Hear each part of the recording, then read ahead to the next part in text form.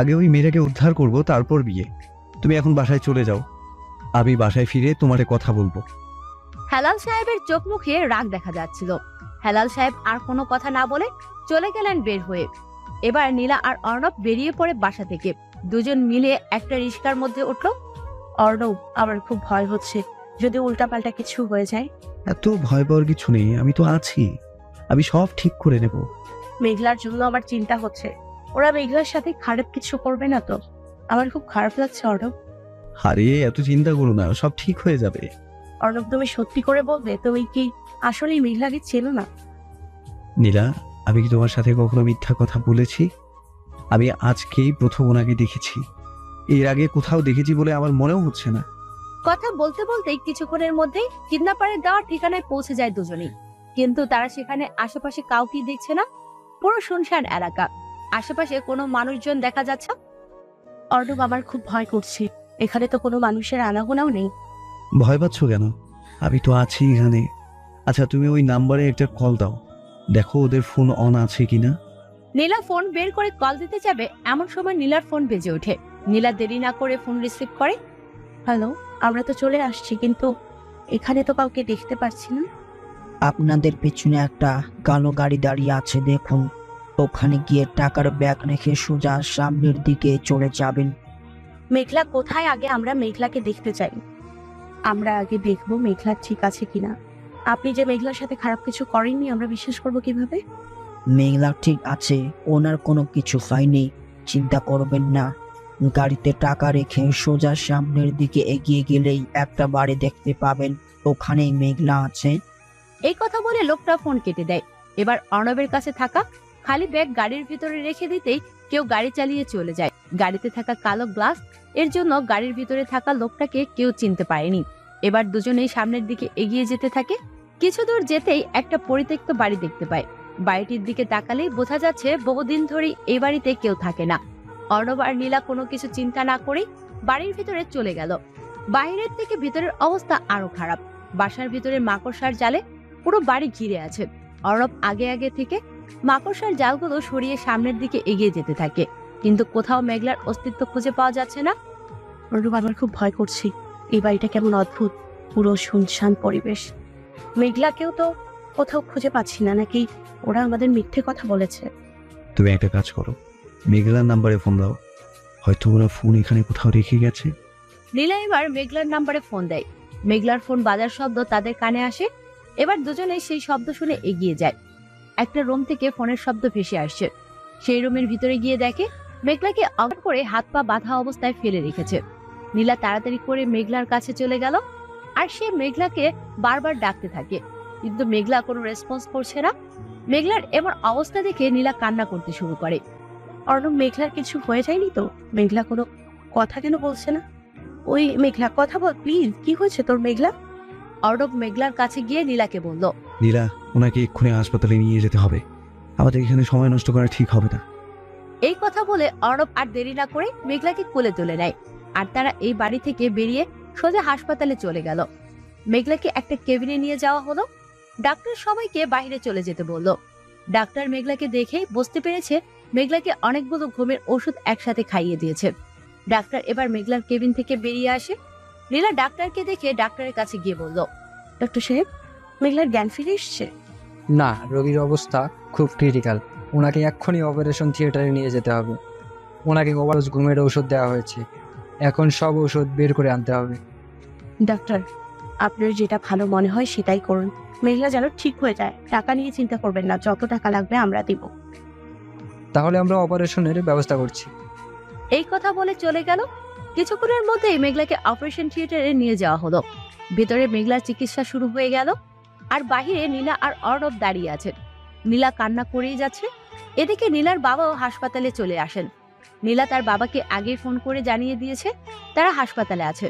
নীলার কান্না দেখে অর্ণব নীলাকে সান্ত্বনা দেয়।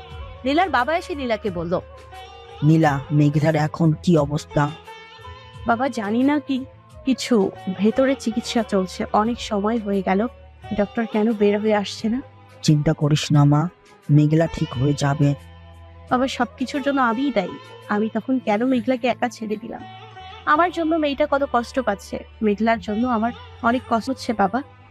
মারে, এখানে তোর কোনো দোষ নেই, মাথা ঠান্ডা রাখ, দেখবি সব ঠিক হয়ে গেছে, আল্লাহ ভরসা। নীলা তার বাবাকে জড়িয়ে ধরে কান্না করতে থাকে। কিছুক্ষণের মধ্যেই ডাক্তার অপারেশন থিয়েটার থেকে বেরিয়ে আসে। নীলার বাবা ডাক্তারের কাছে চলে গেলেন। ডাক্তার সাহেব, রোগীর কি অবস্থা এখন? এখন আর ভয় পাওয়ার কোনো কারণ নেই, উনি এখন সম্পূর্ণ সুস্থ আছে। রোগীকে কিছুক্ষণ পরে কেবিনে নিয়ে আসা হবে, তখন দেখা করতে পারবেন। আর হ্যাঁ, রোগীকে কাল বিকালে নিয়ে যেতে পারবেন। এই কথা বলে ডাক্তার চলে গেল। ডাক্তারের কথা শুনে নীলা অনেক বেশি খুশি হয়ে যায়। ঘড়িতে রাত 11টা বাজে। মেঘলাকে কেবিনে নিয়ে আসা হলো। এবার সবাই মেঘলার কেবিনে যায়, শুধুই অর্ণব বাহিরে দাঁড়িয়ে আছে। নীলা মেঘলার দিকে তাকিয়ে দেখে মেঘলার চোখের কোণে পানি জমে আছে। নীলা গিয়ে মেঘলার কপালে হাত রাখতেই মেঘলা চোখ খুলে তাকায়। মেঘলা, তুই ঠিক আছিস তো? হুম। কিভাবে হলো এসব? আমি রাস্তা দিয়ে যাচ্ছিলাম, রাস্তায় একটা গাড়িও পাচ্ছিলাম না, সেই জন্য হাঁটা শুরু করলাম। একটু যেতেই একটা কালো গাড়ি এসে দাঁড়িয়ে যায় আমার সামনে। তারপর ওরা আমাকে গাড়িতে তুলে একটা পুরনো বাড়িতে নিয়ে আসে, আমাকে অনেকগুলো ঘুমের ওষুধ খাইয়ে দেয়। তারপর আমার আর কিছু মনে নেই। আমি পারিনি দোস্ত প্রমাণ করতে, আমাকে ক্ষমা করে দিস।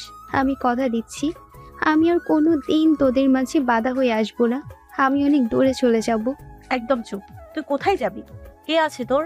আর তুই কি করে ভাবিস আমি তোকে দূরে চলে যেতে দিব? হ্যাঁ, আর আমি এতটাও স্বার্থপর না যে তোকে ছাড়া বিয়ে করে নিব। মেঘলা কোনো কথা বললো না। এবার মেঘলাকে রেস্ট করতে বলে নীলা বাইরে চলে আসে। মেঘলার সাথে কিছু কথা বলে নীলার বাবাও বাইরে চলে আসে। এবার সবাই বাইরে দাঁড়িয়ে আছে। নীলা অর্ণবের কাছে এসে বলল, অর্ণব, তোমাকে ধন্যবাদ। আজ যদি তুমি আমার পাশে না থাকতে তাহলে আমি এসব কিছু করতে পারতাম না। ছোট পাগলি, এখানে ধন্যবাদ দেওয়ার কি আছে? আমি তোমার পাশে দাঁড়াতে পারছি, সেটাই আমি খুশি। আর আমি চাই মেঘলা খুব তাড়াতাড়ি সুস্থ হয়ে উঠুক। অর্ণব একটা মুচকি হাসি দিয়ে বলল। অর্ণবের কথা শুনে নীলা খুশি হয়ে যায়। আর সে অর্ণবকে বলে, অর্ণব, তোমার উচিত মেঘলার সাথে একবার দেখা করা। এটা ঠিক হবে না, কারণ উনি আমাকে দেখলে হয়তো উত্তেজিত হয়ে যেতে পারে। তার চেয়ে ভালো আমার সাথে না দেখা হওয়া। নীলার বাবা বলল, অর্ণব ঠিক কথাই বলেছে। আচ্ছা বাবা আর অর্ণব, তোমরা বাসায় চলে যাও, অনেক রাত হয়েছে। তুই বাড়ি যাবি না? না বাবা, মেঘলার কাছে আবার থাকাটা জরুরি, না হলে মেয়েটা তো একা হয়ে যাবে। কি আর করার। এবার নীলার থেকে বিদায় নিয়ে অর্ণব আর নীলার বাবা হাসপাতাল থেকে বেরিয়ে চলে গেল। নীলার বাবাকে অর্ণব একটা গাড়িতে তুলে দেয়। এদিকে নীলা মেঘলার কেবিনে চলে গেল। একটা চেয়ার টেনে মেঘলার পাশে বসে নীলা মেঘলার দিকে তাকিয়ে দেখে ঘুমিয়ে আছে। নীলার চোখেও ঘুম নেমে আসে। রাত প্রায় 3টা বাজে। হঠাৎ করে নীলার ঘুম ভেঙে যায়। নীলা ঘুম ঘুম চোখে ওয়াশরুমের ভিতরে চলে গেল। হঠাৎ করে মেঘলার কেবিনে লাইট অফ হয়ে গেল। পুরো রুম ঘুটঘুটে অন্ধকার হয়ে যায়। কারোর নিঃশ্বাসের শব্দে ঘুম ভেঙে যায় মেঘলার। মেঘলা কারোর গরম নিঃশ্বাস অনুভব করতে পারে। আর তার কানের কাছে এসে কেউ কিছু বলতে থাকে। মেঘলা, আমি চাইলে এক্ষুনি তোমাকে শেষ করে দিতে পারি, কিন্তু এখন তোমাকে আমি কিছুই করব না। আমি তোমাকে কষ্ট দিয়ে মারবো, এত সহজে আমি তোমাকে মারতে চাই না। তোমার সাথে আর কি কি হয় শুধু ওটাই দেখো। কেবিনের লাইট অফ থাকায় পুরো কেবিন ঘুটঘুটে অন্ধকার হয়ে আছে। কে আপনি? লোকটা আর কোনো কথা না বলে বেরিয়ে পড়ে কেবিন থেকে। নীলা মেঘলার শব্দ শুনে ওয়াশরুম থেকে তাড়াতাড়ি করে বেরিয়ে আসে। আর সে বের হয়ে দেখে রুমের লাইট অফ করা। নীলা আগে লাইট অন করে। মেঘলা, কি হয়েছে তোর? তুই কার সাথে কথা বলছিস আর রুমের লাইট অফ কেন? তুই এতক্ষণ কোথায় ছিলি? এই কেবিনে কেউ এসেছিল আর আমার কানের কাছে সে কিছু বলে চলে গেছে। এই কেবিনে এত রাতে কে আসবে আর দরজা অফ? তাহলে এখানে কে আসতে পারে? আরে আমি একটা ছেলের কণ্ঠ শুনেছি। মেঘলা নীলার কাছে সবকিছুই বলল। মেঘলার কথা শুনে নীলা বলল, আরে তুই হয়তো কোনো খারাপ স্বপ্ন দেখেছিস, এখন ঘুমিয়ে পড়। নিলয় কোথায়? নিলয়কে নিয়ে তোর চিন্তা করতে হবে না, নিলয় আমাদের বাসায় আছে। এখন তুই ঘুমিয়ে পড়। মেঘলা এবার চোখ বন্ধ করে ঘুমানোর চেষ্টা করে, কিন্তু তার চোখে ঘুম আসে না। বারবার অচেনা মানুষটির কথা তার কানে বেজেই চলেছে। কিছুক্ষণের মধ্যেই ঘুম নেমে আসে মেঘলার চোখে। দেখতে দেখতে সকাল হয়ে গেল। নীলা মেঘলার জন্য খাবার নিয়ে আসে। খাওয়া দাওয়া শেষ করে নেয়। বিকেলে মেঘলাকে নিয়ে হাসপাতাল থেকে চলে গেল নীলা। নীলা, তুই কাল থেকে ভালোভাবে ঘুমাতে পারিসনি। তুই তোর বাসায় চলে যা, আর বাসায় গিয়ে কিছুক্ষণ ঘুমিয়ে নে। আমি আমার বাসায় চলে যাই। তুই একা যেতে পারবি? আমার কোনো সমস্যা হবে না। আচ্ছা ঠিক আছে, আজকে বাসায় গিয়ে রেস্ট কর। কাল মনে করে বিয়ের কাবিননামা নিয়ে চলে আসিস আমাদের বাসায়। সব উপস্থিত থাকবে। আমি জানি তুই মিথ্যে কথা বলবি না, কিন্তু প্রমাণের প্রয়োজন আছে। হুম। আচ্ছা ঠিক আছে, তুই সাবধানে বাসায় যা, আর বাসায় গিয়ে ফোন করিস। এবার দুজন দুজনের বাসায় চলে গেল। মেঘলা বাসায় এসে দেখে তার বাসার দরজা খোলা। মেঘলা তাড়াতাড়ি করে বাসার ভিতরে চলে গেল। সেখানে গিয়ে দেখে মেঘলার জামা কাপড় সব এলোমেলো হয়ে পড়ে আছে। এটা দেখে মেঘলা অনেক বেশি ভয় পেয়ে যায়। মেঘলা আর দেরি না করে তার সেই কাবিননামা খুঁজতে শুরু করে। অনেক খোঁজাখুঁজি করেও কাবিননামা আর খুঁজে পায়নি। মেঘলা খাটের উপরে বসে কান্না করতে শুরু করে, কারণ অর্ণব যে তার স্বামী এটা প্রমাণ করার জন্য শুধুই এই কাবিননামা আছে, আর কোনো প্রমাণ তার কাছে নেই। নেই কোনো অর্ণবের সাথে তার ছবি বা অন্য কোনো প্রমাণ। মেঘলা কি করবে বুঝতে পারছে না। সে অঝরে কান্না করতে থাকে। বাসায় কেউ এসে হয়তো কাবিননামাটা নিয়ে গেছে। বাসায় সবকিছুই ঠিকঠাক ভাবেই আছে, শুধুই কাবিননামাটা নেই। মেঘলা এবার নীলার নাম্বারে ফোন দেয়। নীলা ফোন রিসিভ করে। মেঘলা, বাসায় গিয়েছিস? মেঘলা কান্নার জন্য কোনো কথা বলতে পারছে না। মেঘলা, তুই কান্না করছিস কেন? কি হয়েছে তোর? নীলা, আমি আমার বিয়ের কাবিননামা খুঁজে। এই কথা বলতেই ফোন কেটে যায়। মেঘলা আবার নীলার ফোনে ফোন দেয়, কিন্তু ফোন অফ হয়ে গেছে। মেঘলা বারবার কল দিতেই থাকে। ওইদিকে নীলার ফোন অফ হয়ে গেছে, ফোনে চার্জ না থাকায়। কারণ 2 দিন হলো নীলা ফোনে চার্জ দিতে পারছে না। নীলা ভাবতে থাকে বাসায় গিয়ে ফোন চার্জে বসিয়ে মেঘলাকে ফোন দেবে। মেঘলা আবারও পুরো রুম খুঁজতে থাকে, কিন্তু সে তার বিয়ের কাবিননামা খুঁজে পায় না। ওইদিকে মেঘলার বাসায় পৌঁছে গেল। বাসায় আসতেই নীলা সবার সাথে কথা বলতে বলতে ফোনের কথা ভুলেই গিয়েছে।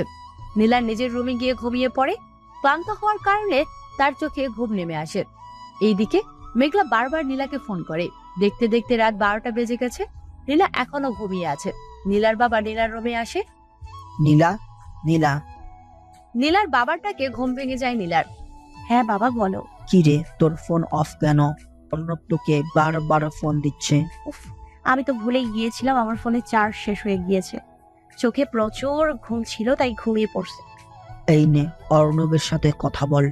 নীলা ফোন হাতে নিতেই তার বাবা রুম থেকে বেরিয়ে চলে গেল। নীলা, তোমার ফোন অফ কেন? কখন থেকে ফোন দিচ্ছি, আমার তো খুব চিন্তা হচ্ছিল তোমার জন্য। আর বলো না, ফোনের চার্জ কখন শেষ হয়ে গেছে বুঝতেই পারিনি। বাসায় এসেও ফোন চার্জ দেওয়ার কথা ভুলে গিয়েছি। বুঝতে পারছি। আচ্ছা, মেঘলার কি অবস্থা এখন? মেঘলা কি তার বাসায় চলে গেছে নাকি তোমাদের বাসায় আছে? মেঘলা ওর নিজের বাসায় চলে গেছে। মেঘলার কথা বলতেই নীলার মনে পড়ে যায় মেঘলা তাকে কল দিয়েছিল। নীলা এবার ঘড়ির দিকে তাকিয়ে দেখে রাত 12টার বেশি বাজে। অর্ণব মেঘলা আমাকে কল দিয়েছিল, আমি তো ভুলেই গিয়েছিলাম। ওর সাথে কথা বলার সময় ফোন কেটে গিয়েছে। কাবিননামা নিয়ে কিছু বলছিল। ও, কথা বলনি আর? কিভাবে বলবো? আমি তো বাসায় এসে ঘুমিয়ে পড়ছি। এখন আবার অনেক রাত হয়ে গেছে, এখন ফোন দেওয়াও ঠিক হবে না। কালকেই তো মেঘলা আমাদের বাসায় আসবে, তখন না হয় জেনে নেওয়া যাবে। তুমি খাবার খেয়েছো? না, বাসায় এসেই ঘুমিয়ে পড়ছে। খাবারের কথা বলতেই আমার খিদে বেড়ে গিয়েছে, খেতে হবে এখন। আচ্ছা যাও তাহলে, খাবার খেয়ে এসে ঘুমিয়ে পড়বে। কাল দেখা হবে। Bye bye. ওকে। এবার নীলা গিয়ে খাবার খেয়ে নেয়। খেয়ে নিজের রুমে এসে ফোন চার্জে বসিয়ে ঘুমিয়ে পড়ে। ওইদিকে কান্না করতে করতে ঘুমিয়ে পড়ে মেঘলা। আচমকা মেঘলা দেখতে পায় কেউ তার জানালার পর্দার আড়ালে দাঁড়িয়ে আছে।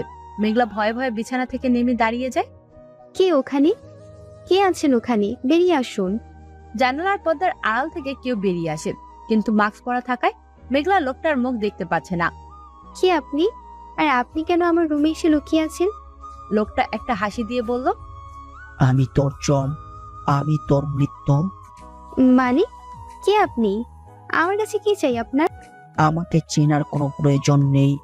আর আমি তোর কাছে কি চাই তুই কি এখনো বুঝতে পারছিস না? না। এবার লোকটা একটা চাকু বের করে মেঘলার দিকে এগিয়ে আসতে থাকে। মেঘলা চাকু দেখে ঘাবড়ে যায়, আর সে ভয়ে কান্না করতে শুরু করে। আমি আপনার কি ক্ষতি করেছি?